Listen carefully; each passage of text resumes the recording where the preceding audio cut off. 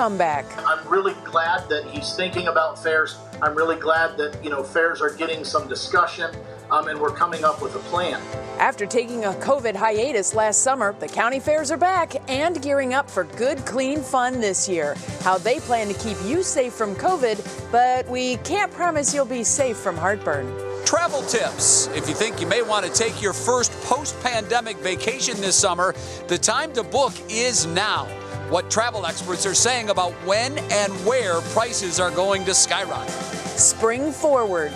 Daylight saving kicks in this weekend, why this time change can be a real health hazard, and how you can save your sleep and your sanity. And rallying around Owen. Wanted to go to the hospital because my stomach was hurting really bad, so I was kind of happy, but I was kind of nervous because I didn't know what was going to happen. How one local boy is beating the odds following serious health challenges ahead of his birthday. We'll tell you how you can help make his wish come true. What's New starts now. And now, live from WKYC Studios, this is What's New.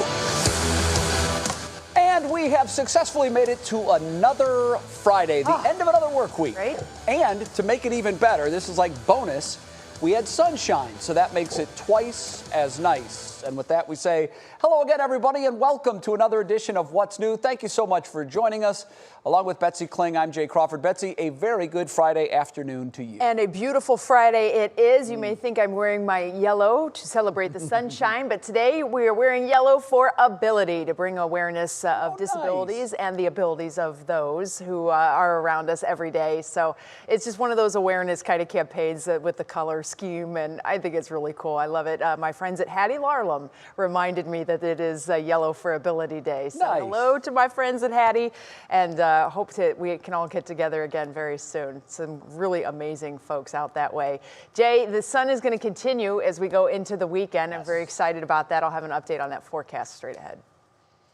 But we're going to get started first with an update on Governor Mike DeWine. He gave county fairs some good news when he said they'd be able to resume this summer. But he also made it clear that there's going to be some differences in place. So how do you plan for restrictions that could be changing? Everybody's asking this question. Will Hewick has that story. We've all been eagerly waiting for that announcement yesterday. County fair boards across Ohio breathed a sigh of relief during Governor DeWine's press conference yesterday when he said, "It's our anticipation that we will be able to have full county fairs this year."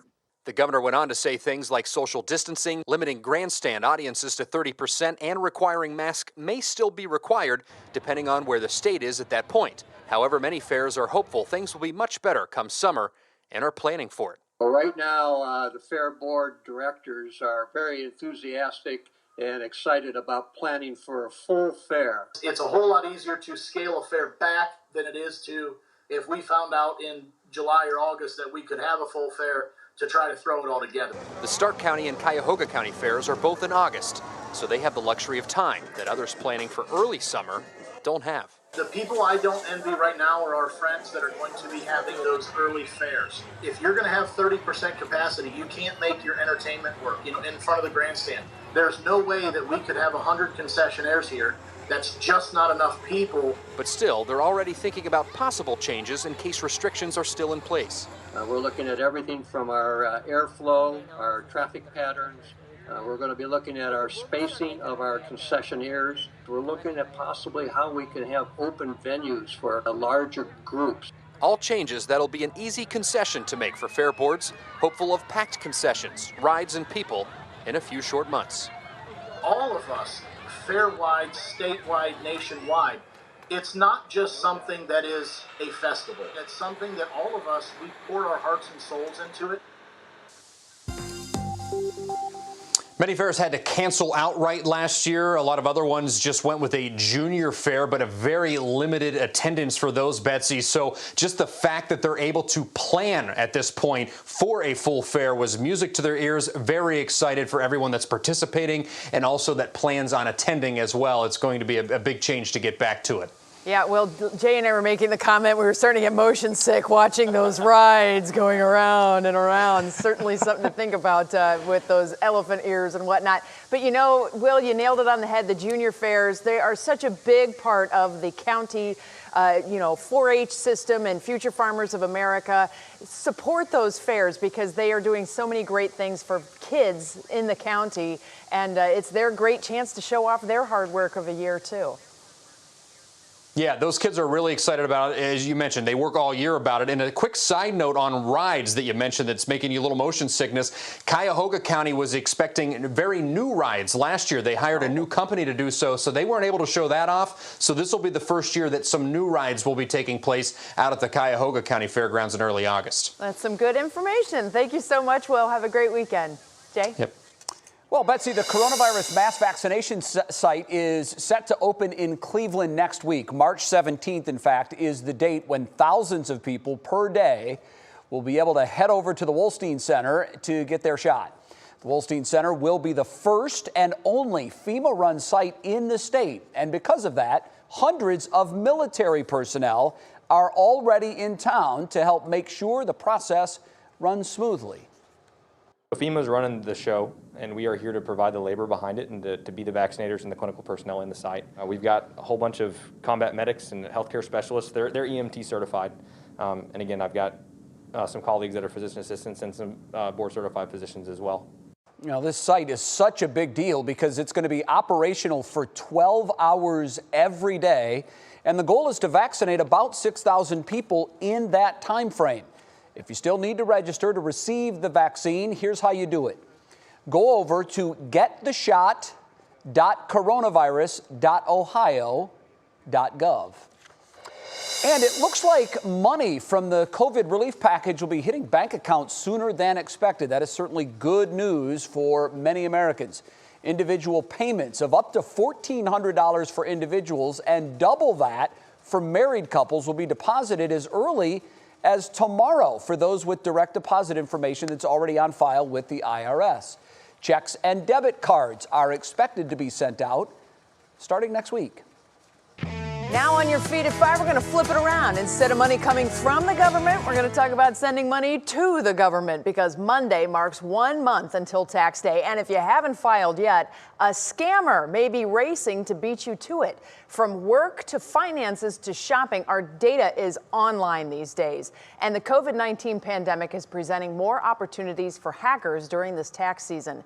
Many scams involve messages using stimulus checks to get people to click a malicious link or give up any personal information. And sometimes con artists will impersonate the IRS using threats to demand immediate payment.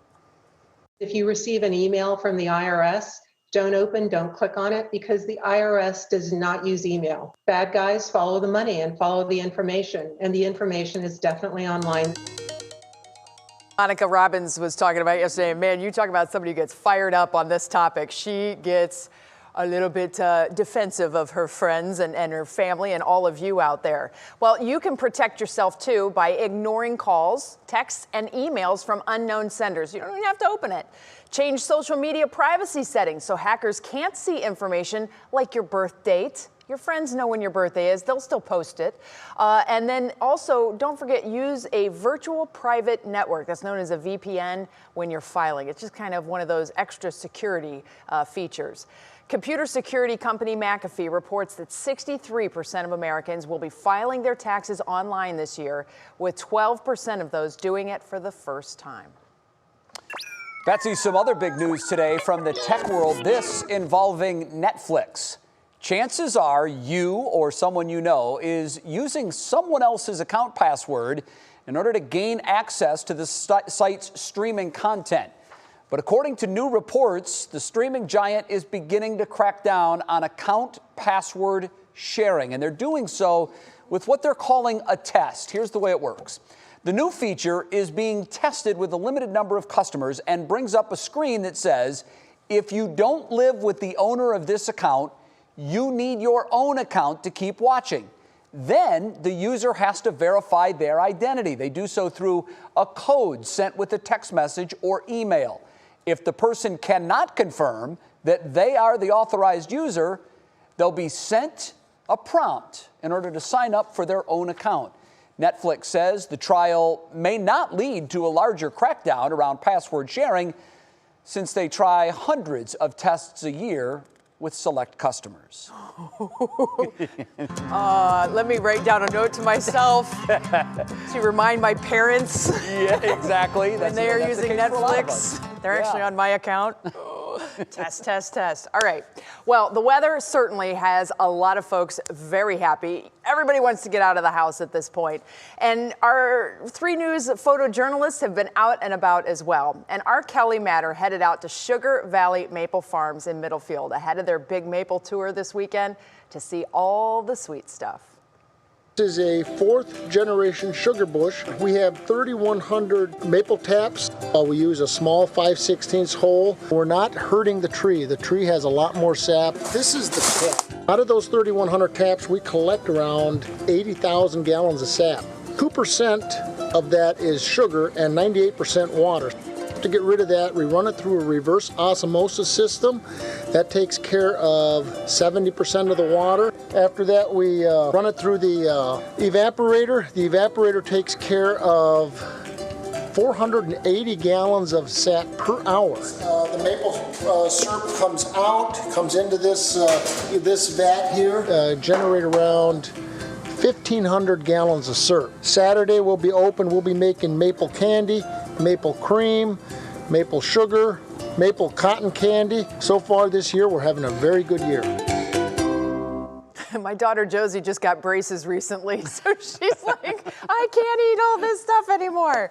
Jay, did you know it takes between 20 and 60 gallons of sap to make 1 gallon of syrup, depending on the sugar content that they have in the sap? So it's not an easy process. That's why it's so expensive. Exactly. The real stuff is really good. And if you want to check out that whole process, this weekend's Maple Tour will be at Sugar Valley Maple Farm. It's located on Chipmunk Lane in Middlefield in Geauga County.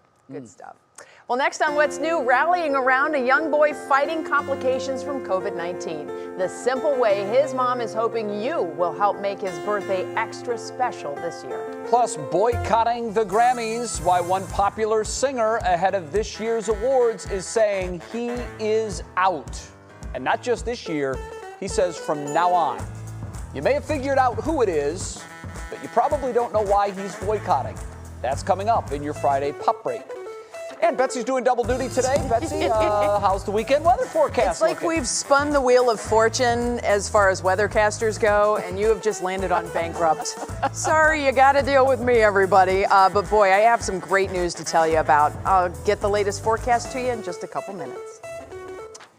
And there is nothing like a good sandwich to pick up your afternoon, right? Well, La Bodega in Tremont has some of the best in the area. In fact, if you need recommendations, the owner suggests that you try their spicy Southwest turkey sub. Sounds delicious, Bets. You can learn more about La Bodega and other restaurants from our Doug Tratner by going to WKYC.com/saveoursauce. What's new? Coming right back.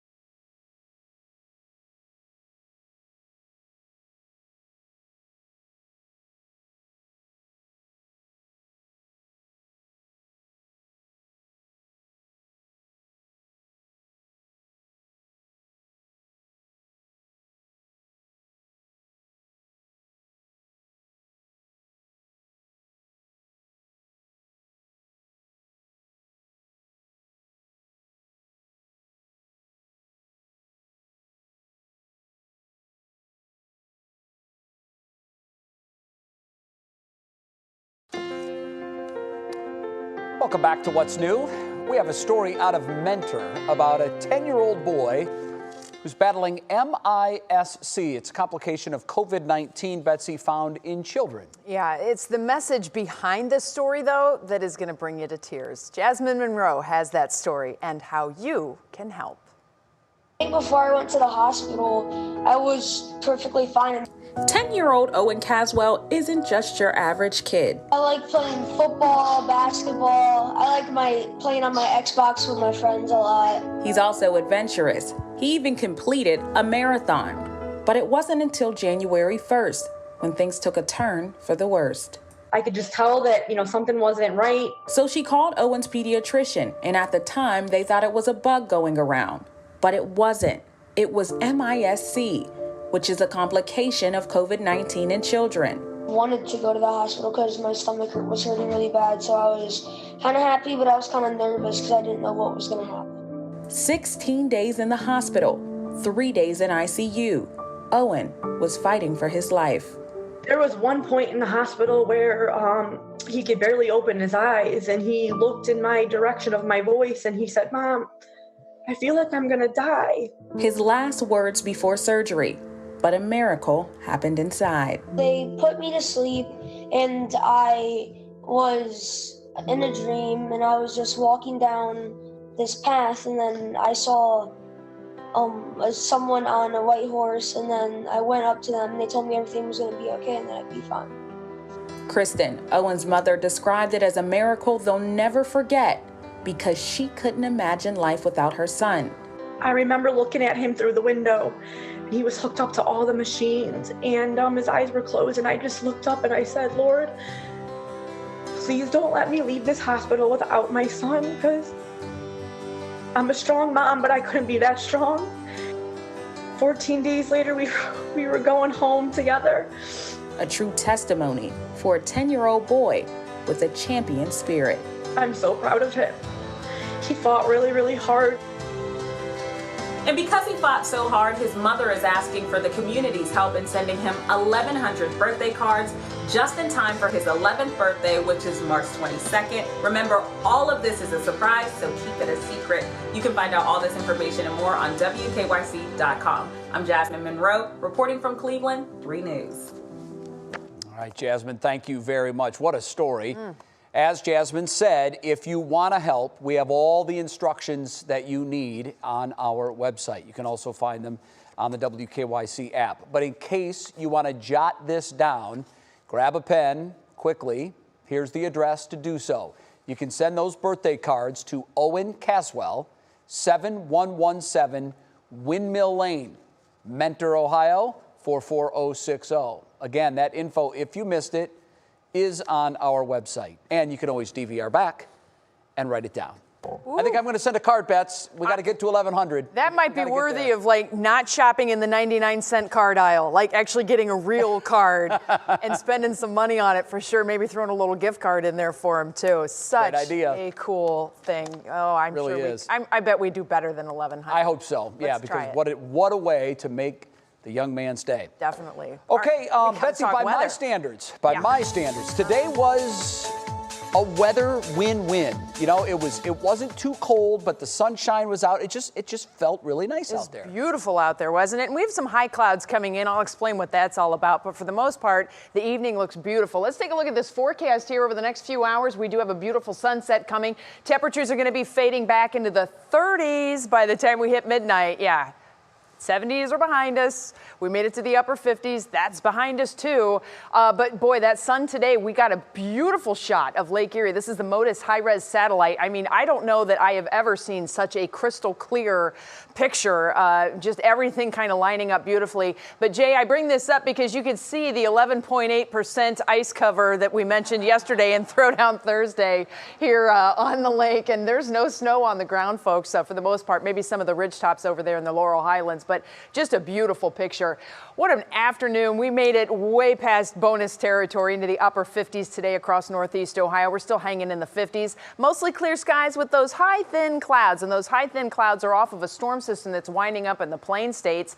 Meanwhile, look at that cold air that's flowing across the northern portion of the Great Lakes. Remember, there were two cold fronts. The first one cooled us off. The second one had the cold air, but that second one wasn't going to make it all the way here. It's just going to brush by us. But where they are tapping into that really cold air, you can see those cloud streets coming off of Lake Superior. It's just a beautiful picture. And you can also see the frozen lakes and ponds up here in southern Canada. Visible satellite imagery is just one of those super cool things. There's that storm system that's out to the west of us. So we have this area of high pressure, this dry air that is sitting here right now. It's going to eat away at all of these clouds and the rain. So we're not expecting rain. As a matter of fact, I think we're going to get to see some sunshine as we go through the day tomorrow in your National Design Mart hour by hour forecast. A little different view, but there's the temperatures. It ain't the 50s anymore. We're going to be in the low 40s for the day tomorrow, and the northerly breezes will keep it cool. Here's your Union Home Mortgage forecast. Don't forget the time change tomorrow night. We've told you about it all week. I hope you don't. High clouds are going to continue to increase and thicken Sunday. We have a little cool air that moves in on Monday along with rain.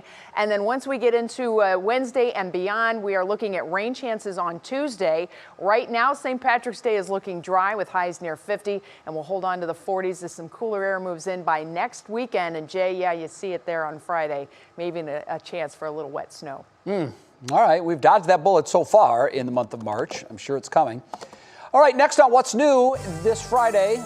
All right. Actor Matthew McConaughey is considering a run for governor. We're going to have all those details next in your Pop Break.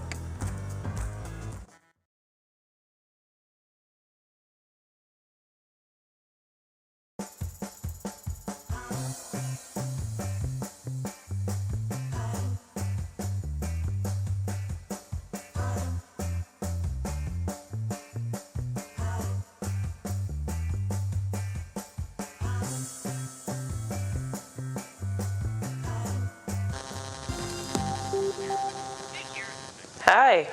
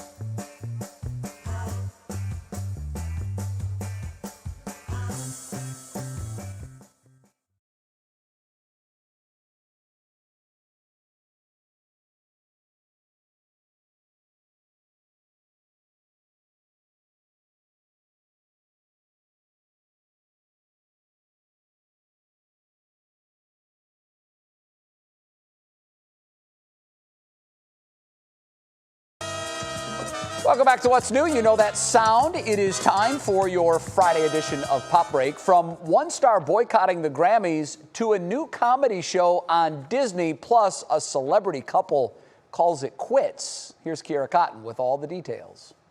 Marsai Martin is at it again. The 16-year-old Blackish star is now set to produce a new comedy for Disney. The show, titled Saturdays, tells the story of Paris Johnson, played by Danielle Jelidet, a 13-year-old roller skater that's determined to make it to the top even as she battles sickle cell disease. Martin confirmed the news, posting a screenshot from Deadline, who first reported the news, saying, "Y'all see me seeing you, right? Can't wait for this." Mark this as another win for Hollywood's youngest producer ever.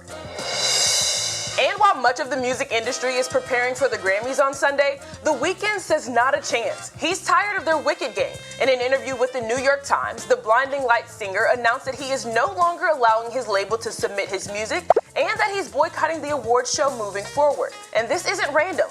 The Weeknd has been vocal for a while now about the Recording Academy's biases despite his success. I guess we won't hear the Grammys call out his name anytime soon.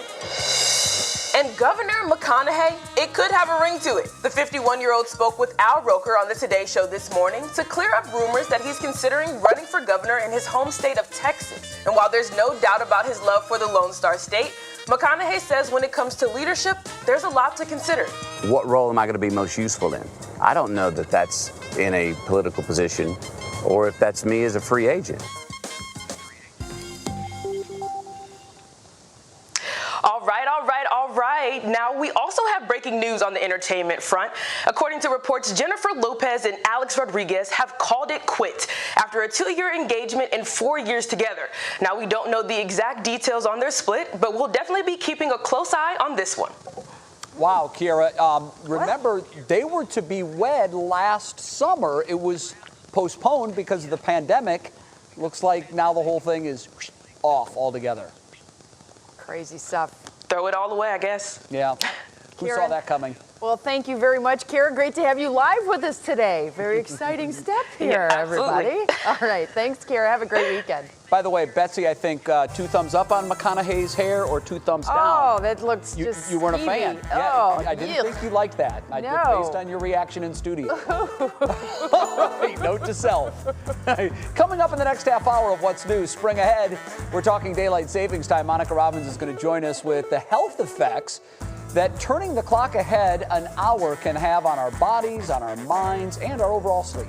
Plus, as we welcome the change of seasons soon, maybe you're planning a trip. Danielle Serino digs into why you should be getting ahead of those travel plans as deals may start to dwindle very soon.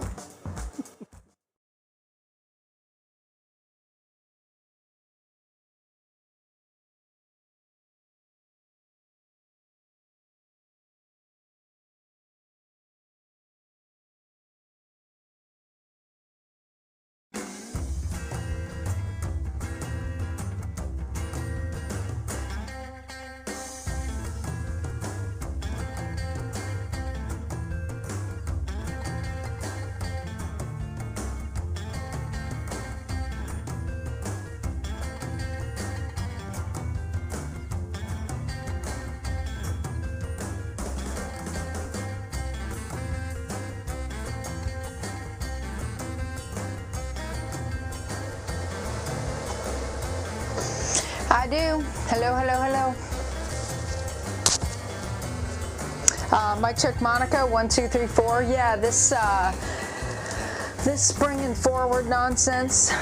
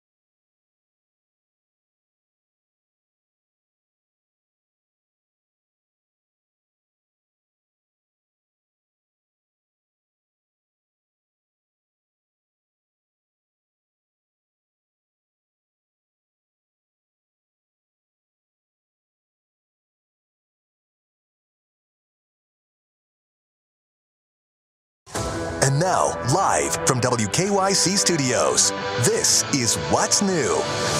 Oh my goodness, it is Friday, everybody. Welcome back. We've had a beautiful day. We have some sunshine coming this weekend. I think things are definitely looking good. Alongside Jay Crawford, I'm Betsy Kling. Thank you so much for staying with us. Betsy, I think we've had a beautiful week, really. I mean, we had that 70-degree day, 2 70-degree days, didn't we, inside the week? A lot of sunshine. You take that if you can get that in the first half of March. Speaking of March, we've been counting down our days until spring. We're almost within a week. When we meet again next Monday, it's going to be a week. And there's Betsy and I on the giant squirrel that we imported from Australia. We imported that one from Bowling Green. That is straight off campus. Yeah, you're right. They had some large squirrels there. They had some crazy It almost looks like we're riding a kangaroo. But that's what we're so excited that we're now 8 days out from springtime. Next Saturday is the first official day of spring. I can't wait. We're getting close. Hard to believe. Well, it is 5:30 now, folks, so let's get to 3 things you need to know now. And we begin with new developments out of Minnesota, where the city of Minneapolis has reached a $27 million settlement with George Floyd's family just weeks before the trial is scheduled to begin. The Minneapolis City Council voted unanimously, 13-0, approving the settlement. This, of course, is happening as jury selection for the trial of Derek Chauvin, the former officer accused of killing George Floyd. About half of the jurors have now been seated. And today, President Biden is celebrating his first big legislative victory, the passage of his $1.9 trillion COVID relief bill. The president spoke in the Rose Garden earlier this afternoon with other top Democrats. There was no Republican support for the bill, and therefore no Republicans at the Rose Garden event today. The White House says $1,400 stimulus checks could start hitting bank accounts this weekend. And let's take a look at our Friday COVID-19 numbers here in the state. And this is a bit troubling. Yesterday we saw a dip down to 1,400 in the new cases after back-to-back days in the 1,800 range. And today we're right back in that 1,800 range, 1,806 new coronavirus cases. As for our 14-day average, it actually goes down because that 15th day of data, which falls off, was higher than today's new incoming data. So that average now just below 1,600. We are, according to the government yesterday, 155 cases per 100,000. Remember, we need to get down to 50 cases per 100,000 before the restrictions are lifted. And by the way, our vaccinations statewide now have reached 2.2 million with at least that first dose. And Betsy, that is 19% of our total population.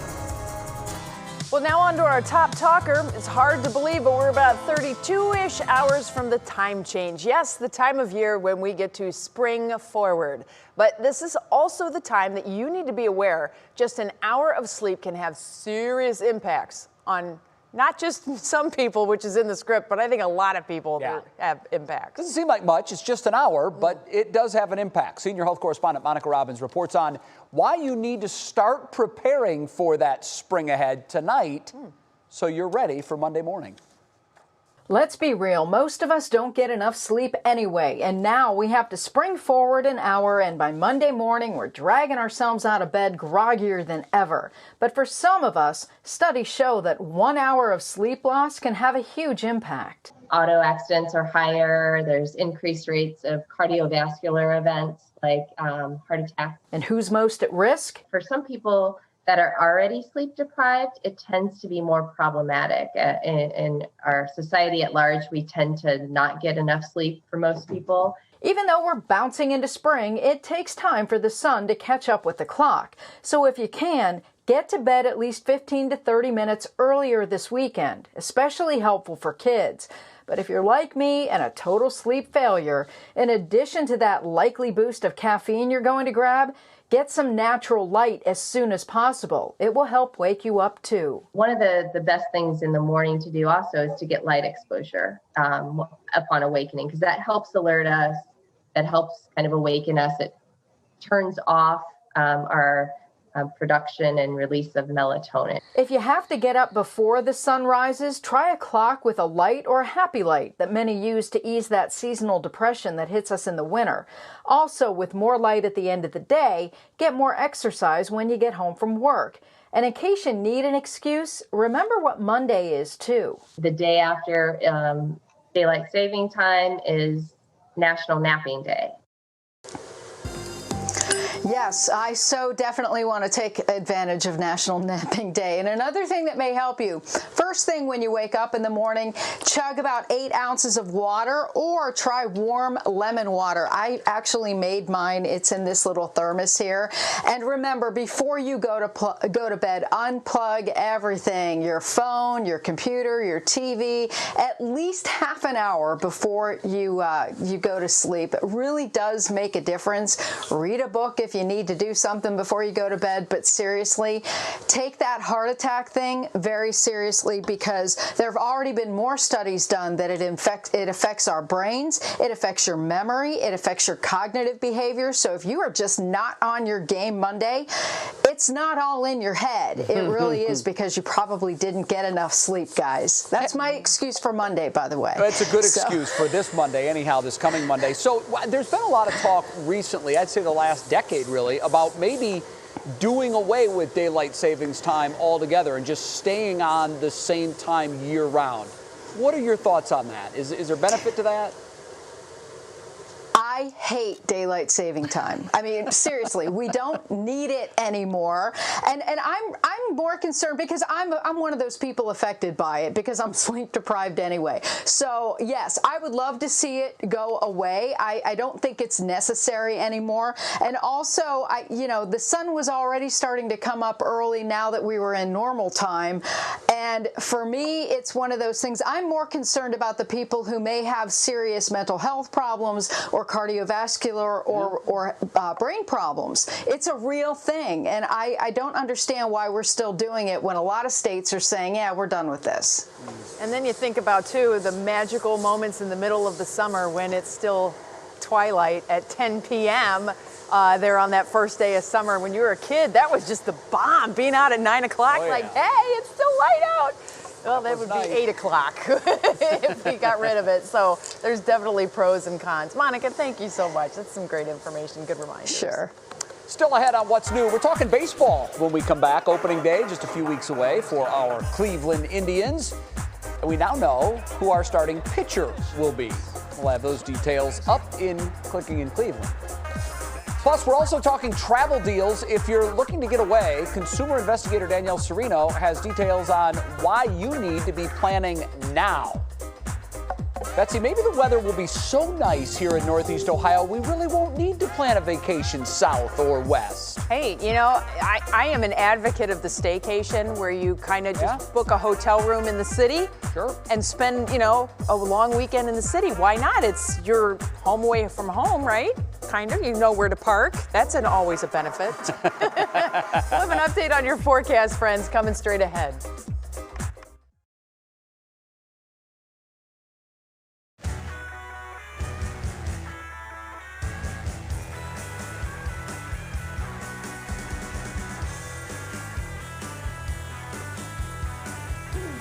Hello.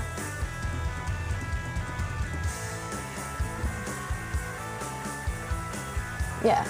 This is unbelievable, Jay. In a cover feature for Sports Illustrated, Frankie Lindor took a nap in the World Series. Okay.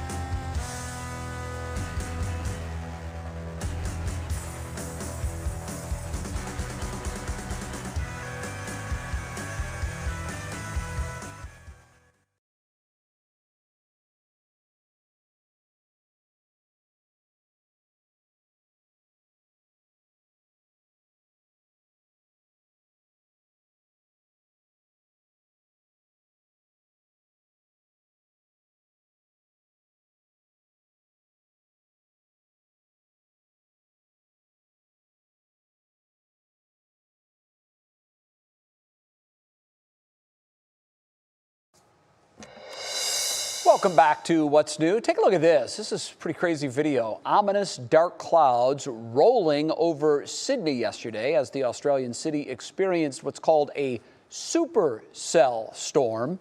Not sure what that is. I'm betting Betsy knows. Almost looks like something out of a movie, Bets. It's a very big storm. It's a very big storm that actually is so big it creates its own environment and it lives on its own environment. Yeah, it's kind of cool. It feeds off itself? Supercellular thunderstorms are the ones that are responsible for the big dog tornadoes out in the plain states and whatnot. So, yeah, it's some nasty stuff. Remember, in Australia, they're on the tail end of summer. So they're looking toward fall at this point, and they're nice and toasty down there. Meanwhile, cool and crisp were the words for the day today. And speaking of cool and crisp, this is the forecast for tomorrow morning. Hello, 20s. It is going to be a little chilly for us, everybody, but at least we get to see some sunshine tomorrow. Temperatures have cooled along the lakeshore. We've got some 40s popping up on the immediate lakeshore areas, but elsewhere we are still sitting in the 50s at this point. We have seen a lot of sunshine, but you saw those high thin clouds showing up on the CSU cam. All of that is debris cloud cover from these showers and storms that are sitting out into portions of Missouri. Now, at this point, you're looking at this and going, wow, that thing is really moving east quickly. But one thing to notice, look how quickly the upper level clouds are moving our way, but the lower level clouds and the rain is not. We have dry air at the surface right now, and so we're not expecting that rain to move in. We will have some of the cloud cover as we go through the day tomorrow, but I think for the most part, we will end up getting a lot of sunshine, and that is because of cool high pressure from the north. Now, that being said, we're going to flip it around, because boy, are they getting ready for a wallop in portions of Colorado. This is the storm system, the energy in this system. This has been responsible for rain and snow in California and parts of Arizona at this point. This is going to swing into Colorado at the same time, and you can see the clouds starting to move from south to north. We have a moisture train that's kind of headed the same direction, and they are expecting a lot of snow. How much? Well, it depends upon the locations, but as for right now, they have some areas that they're talking 3 to 4 feet of snow, and there's all kinds of bust potential. Poor meteorologists out there in Denver, because, man, if the warm air gets a little bit closer to the city or begins going upslope too, they could really cut down on those snow totals. So they were talking historic snow potential, but they've backed off of that. Why is that important to us? Well, in your National Designer hour-by-hour picture, in the big picture here, watch it, because this is the storm system as it's going to be evolving, right? And you think, uh-oh, Betsy's talking about that storm system. It must be coming. This thing gets so wrapped up, it's going to lock itself off from the jet stream. And so it's going to sit out here and kind of spin in the Central Plains states all the way through Sunday. By Monday, we may have some showers moving in, but believe it or not, the rain from that storm system is not going to get here until Tuesday. So we've got a lot of time between now and then. And we're going to get to see that sunshine. Temperatures in the low 40s for tomorrow. And here's your Union Home Mortgage outlook. You can see mid-40s on Sunday. We're still dry Monday, but by Monday night, we'll have that rain moving in. Rain likely on Tuesday. And Jay, right now, St. Patrick's Day is looking 50 with sun peaks. All right, that's about what you'd expect this time of year. Bets, thanks. Well, right now it's time to see what is clicking in Cleveland. For that, we bring in our digital anchor, Stephanie Haney. Stephanie, happy Friday to you. Happy Friday, Jay. This first story is unbelievable. In a Sports Illustrated cover story, former Tribe shortstop Frankie Lindor revealed that he took a nap during the 2016 World Series. Now, he says he regrets doing it during the 17-minute rain delay in Game 7 before the Tribe lost to Chicago by 1 run. But he came into the locker room, saw the plastic sheets to protect things during the champagne shower they would have had if they had won, and then he went to the weight room to take a little snooze. Now, I don't know if anybody else is sensing a theme here, but taking a break in the weight room seems to be a thing for him. Back to the current Tribe roster, Shane Bieber will be on the mound again on opening day. General Manager Terry Francona confirmed that today. Bieber will kick things off on April 1st in Detroit. Now, last year, he set a Tribe opening day record with 14 strikeouts in a win over Kansas City, which is who Cleveland faces at the home opener at Progressive Field on April 5th. And everyone can watch that, by the way, right here on Channel 3. And here is another sure sign of spring. Brew Boat is booking booze cruises along the Cuyahoga River starting right now. Up to 15 people can BYOB and pedal one of their boats around the river for a little over an hour and a half. What you do is you sit on a little bike seat around the bar in the middle and your legs make it go. Now, bookings are open every day starting in May. And if you don't like cardio with your cocktails, there's another option. You can book a Brew Boat Light. They swap out the bike seat for a regular bar stool. Jay and Betsy, you know, I don't really care which one we do, but I do think once it's safe, we need a little what's new team building boat hang. I don't know. Does anybody know anyone with a boat around here? Oh my God. I'm in if we could do half of the boat with the bike seats and half of the boat with the bar stools, and I'll be on the bar stool side. Go, people, go. I'm for it. Hey, there's a bench, by the way, on the bike seats one, too. So we can just chill, Betsy. We can have our chocolate-covered strawberry martinis. We'll be good. I'll pedal away. I'll keep us moving. I have no problem with that. Faster, Jay. Faster. By the way, Steph, I caught what you did there with the Frankie Lindor story. It's becoming a little bit of a pattern, Frankie taking a break in the weight room. Very clever. Very clever. I liked it. Thanks, Jay. You know, it's becoming easier and easier to deal with his loss. Who takes a nap during Game 7 of the World Series? I guess to each his own. Yeah, if I'm the Mets, I'm thinking red flag. Yeah, I think that's a red flag, too. I don't know. I think there'd be a little bit more adrenaline going, but whatever. Steph, thanks. Have a great weekend. We'll see you Monday. Well, there's new research out today from the Cleveland Clinic that says hugging is actually good for your health. I think a lot of people knew that, but now there's some scientific proof. It's something that we all have been missing a lot of in the pandemic. Hugs decrease stress hormones, can lower your blood pressure, and can actually strengthen your immune system. So since that's not much of an option at the moment, here are some ways to raise some of those feel-good chemicals in your brain. Hug a pet or a loved one that's in your household. My poor children are so tired of hugging me, but you know what? I'm going to keep it coming, unfortunately. You just do what your mother says. Don't forget you can also invest in a body pillow to hug. I mean, you know, it's nice and cozy. Connect with loved ones online. That's actually been a really popular thing to do recently. Make sure you practice self-care. Obviously, take care of you. And last but not least, mask up and head out. Get some fresh air. Don't isolate yourself. All great tips. And remember, we want to remind you of the fact that we are your Feel the Love station. We love the reunions, and we know that they're going on all over Ohio as we continue to slowly reunite with our loved ones. We want to see those moments where you're reconnected, where you have those hugs that you haven't had in nearly a year. So break out the camera, take stills, take video, do whatever you have to do, and then share that video with us.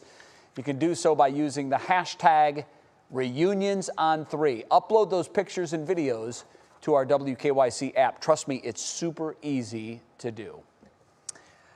Well, folks, I think a lot of you are ready to hit the road and take to the skies. And after the break here on What's New, the travel industry, well, they're having a post-pandemic renaissance with so many people who now want to get away. We have details that you need to know if you're planning a trip. And 10 finalists have been named for a very important competition. We're going to meet a few of the top contenders coming up in Show Us Something Good. Look at that. Frog rabbit.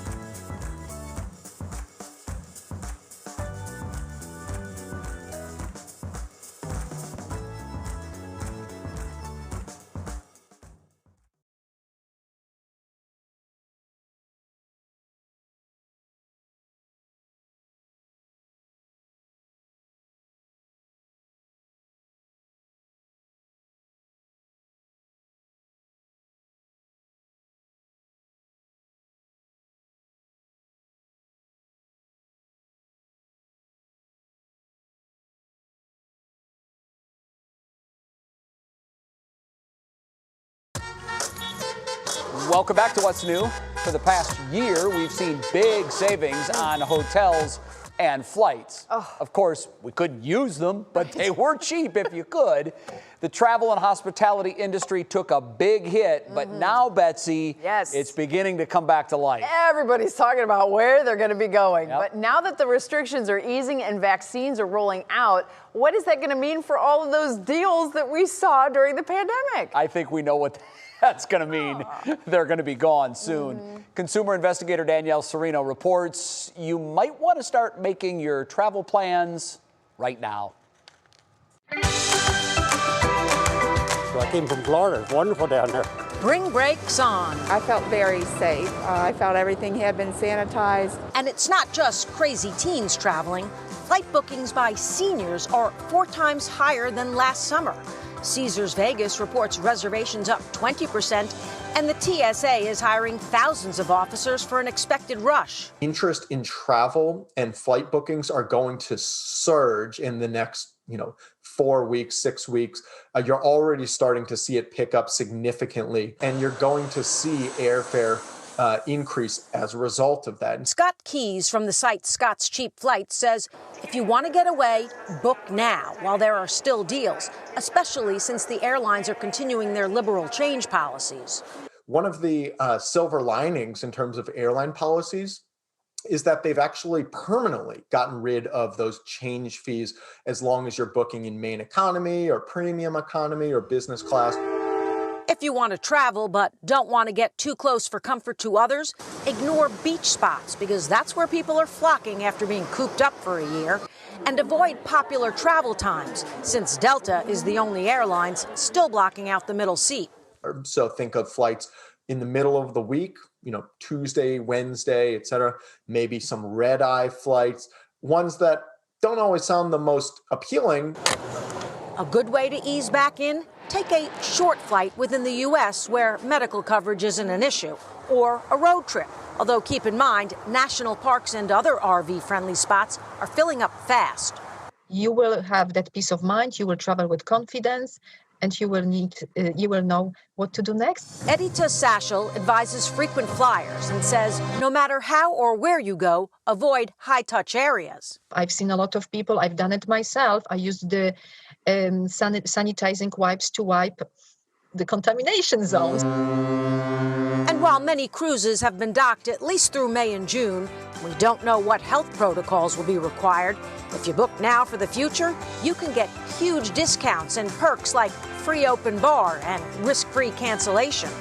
With the cruise lines, when they cancel their cruises, they offer either a refund or a 125% credit for future sailing. Before booking anything, check your destination's quarantine policy so you don't end up a shut-in.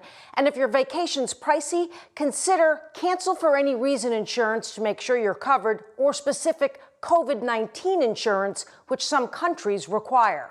I'm Danielle Serino, 3 News. Yeah, that's always a good idea. If you're not ready to fly, dip your toe in the water, book a hotel nearby. Think about Cedar Point. They have hotels there. Inn at Geneva on the Lake is so gorgeous. It is. Landal's Mohican Castle is ridiculously amazing. Gervasi Vineyards, they just built a whole new patio they put out on Instagram. There's so much going on locally. So build up to it. Don't feel you got to go far away. Stay close too. All right, 12,000 people entered this contest, and now we're down to 10, Betsy. It is Cadbury Bunny time. We'll check out a few of the top picks and tell you how you can help select a winner. Then coming up at 6 on What Matters Most, outrage in the Portage Lakes community. How a local osprey nest's removal is leaving many shocked and upset.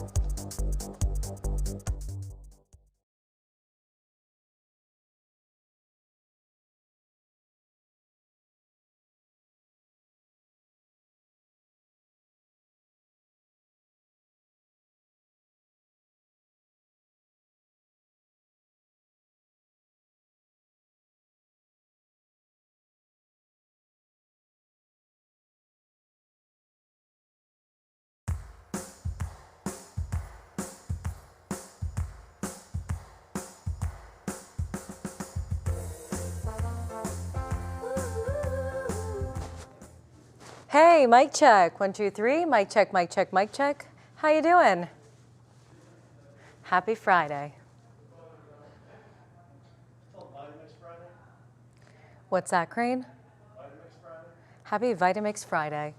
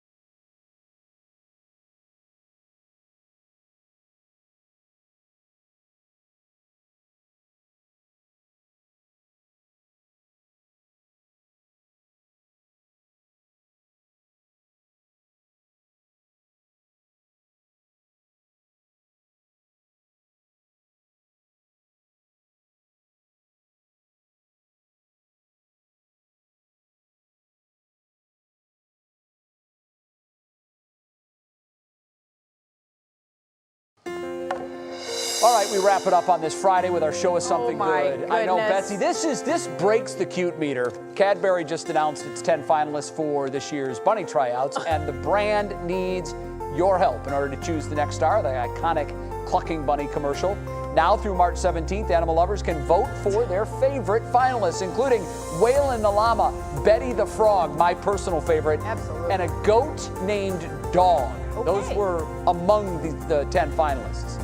The lucky contestants were hand-selected by the Cadbury team, which reviewed more than 12,000 submissions. If you want to vote, head to CadburyTryouts.com. It's time for the reptiles to have their day, everyone. I vote frog. I love the frog. It just makes me smile. Well, everybody, thank you so much for wrapping up your work week with us here on What's New.